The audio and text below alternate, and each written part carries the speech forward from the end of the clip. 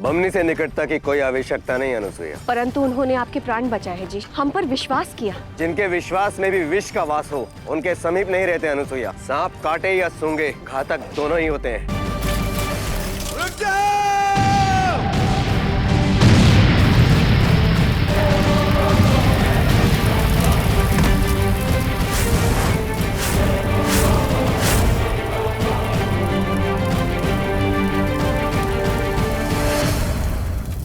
अपनी मौत का घाट पार करोगे अभिराज। जानता था मैं, तुम पौरव, तुम हुए सर्प हो। मिठास के साथ विदा करना चाहते थे ना, तो क्या है ये सब पौरवराज? ये युद्ध हमारे हित में नहीं है पौरवराज। क्या इसका कोई हल नहीं है? हल एक ही है, जब दो हाथ आपस में जुड़ जाए तो एक दूसरे को काट नहीं सकते। हमारा विवाह प्रस्ताव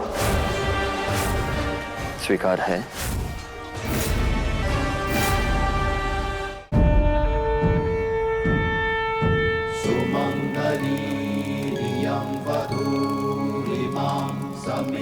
पश्यत् सौभाग्यस्मै दत्वाया हस्तं विपरेतन् गृह्णामि ते सौभगत्वाय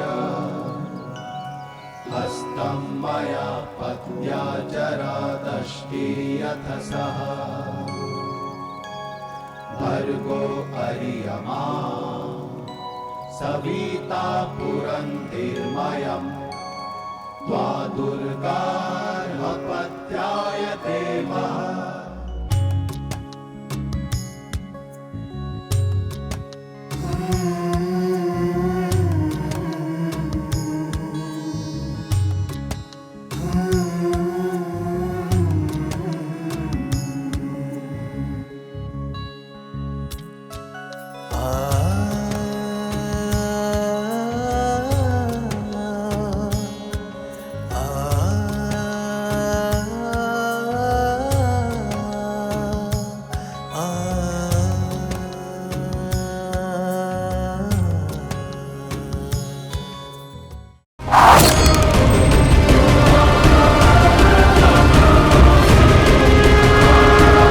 कौन है वहां? कौन है वहां पर? कहा था ना, केवल डराना मारना नहीं था इसे। ये प्रतिशोध के लिए था। तक्षशिला ने अपमान के लिए पौरव राष्ट्र पर नर्त भेंट की और मैंने तक्षशिला के सम्मान की नत उतार दी।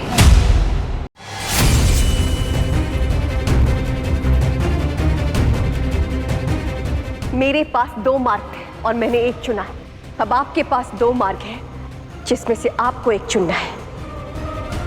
या तो आप मुझे यहीं इसी पौरव राष्ट्र में रहने की अनुमति दें, या फिर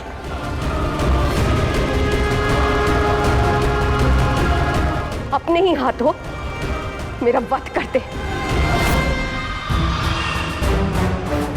कोई शस्त्र नहीं चलाएगा।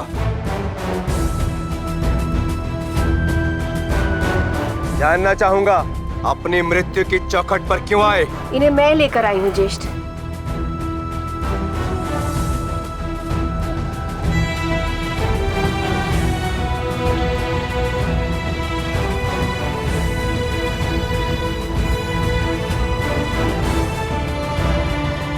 जब एक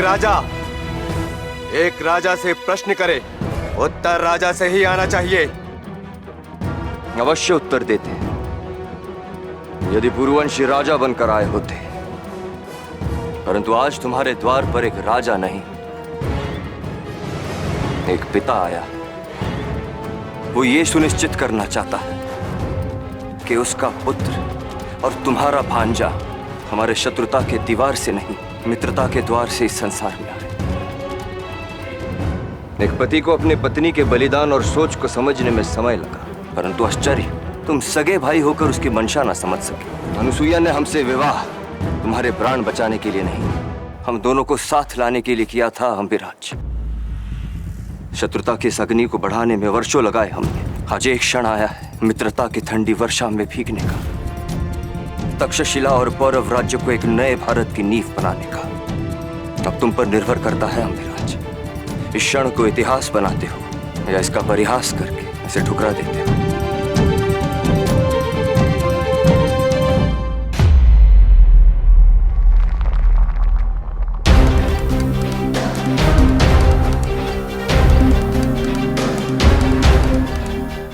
अंततः तुम्हारा स्वप्न पूरा हुआ ननद रानी। जो शत्रुता घुन बनकर दोनों देशों को खा रही थी वो समाप्त हुई। पर सबसे अधिक प्रसन्न मैं हूं, क्योंकि अब मेरे पुत्र को अपनी बुआ व भाई से मिलने से कोई सीमा नहीं रोक सकती। हाँ, अब अम्भी कुमार और पुरुषोत्तम दोनों मिलकर भारत का भविष्य लिखेंगे। आप विश्राम कीजिए पौरवराज। इन ननद भाभी की बातें समाप्त होने वाली नहीं। यहीं बोलते बोलते दोनों भाइयों के विवाह तक की योजना बना लेंगी। आइए।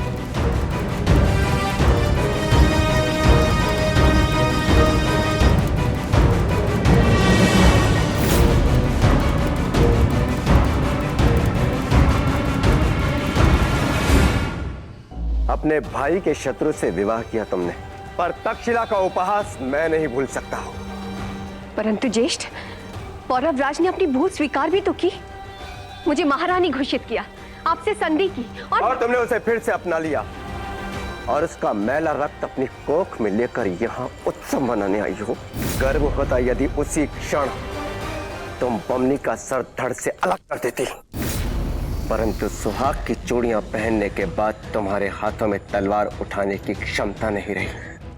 पर मैं अभी जीवित हूं, नपुंसक नहीं। मैं प्रतिशोध लूंगा मैं उस बमनी से, उसके भाई शिवदत्त से और तुम्हारी कोख में पल रहे बमनी के इस बीज से। ये आपकी बहन की संतान है ज्येष्ठ। बमनी का सपोला है ये, तुम्हारा पति बमनी और उसका ये सपोला कल का सूर्यास्त नहीं देखेंगे। मार डालिए मुझे, हत्या कर दीजिए मेरी, परंतु मेरे पति और मेरे बच्चे को आबेदान दे दीजिए ज्येष्ठ। मैंने आपकी आंखों में ये अपमान के आंसू दिए हैं ना,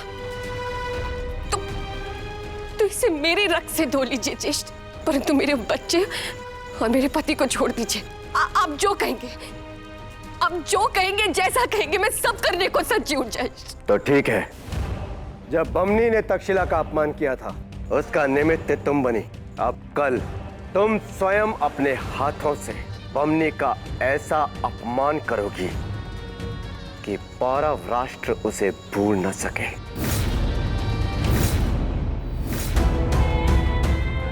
आर्य, आप मुझ पर विश्वास तो करते हैं ना? स्वयं से भी अधिक। हम अपने अंत तक तुम्हारे साथ रहे, मरते समय भी हम तुम्ही को देखना चाहते हैं। आज फिर से यहाँ दो मुर्गों में जंग होगी, तक्षशिला और पौरव राष्ट्र। हम वचन देते हैं अनुसुईया, सदा तुम्हारा सम्मान करेंगे और उस सम्मान की रक्षा करेंगे।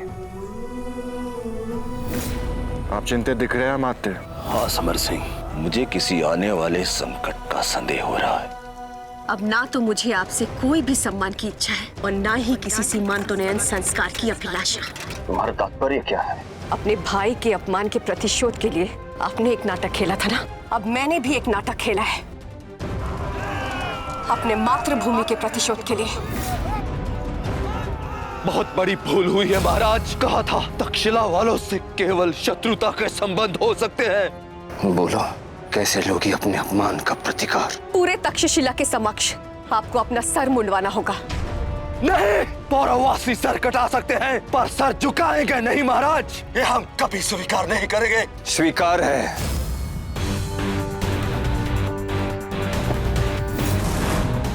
अनुसुईया, अतिथि की इच्छा पूर्ण करो और हमारी दृष्टि से दृष्टि मिलाकर हमारा मान भंग करो।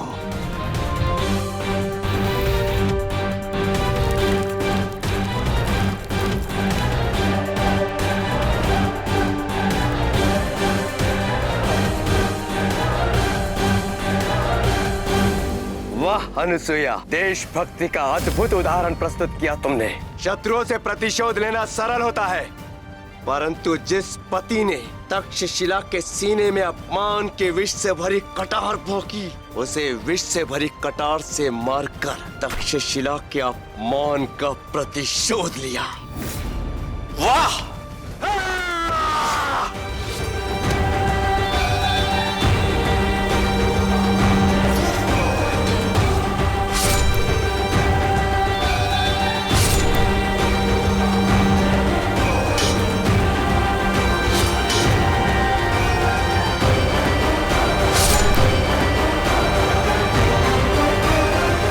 अमात्य, आप महाराज को लेकर जाइए, इन्हें चिकित्सा की आवश्यकता है। समर सिंह, महाराज के साथ रहना, मैं तक्षशिला की सेना को संभालता हूँ।